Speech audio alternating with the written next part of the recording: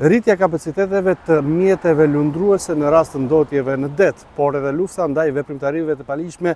ka sjellë për disa ditë me radhë në një stërvitje të përbashkët forcat detare luftarake të Shqipërisë në bashkëpunim me Guardia di Financën. Stërvitja është zhvilluar në një hapësirë detare duke nisur nga zona e plazhit të vjetër deri tek zona e Kalas dhe ka për qëllim edhe të bashkëveprojë pikërisht punën dhe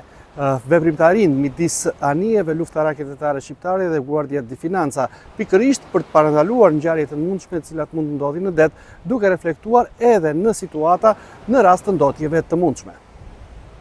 Stërvitja shumëditore Redoni Blu 2026 me temë rritje e aftësive koordinuese dhe kompaktësimi i veprimeve të efektivave të anijeve në rast të ndotjeve detare, në bashkëpunim me institucionet e tjera me interes në det,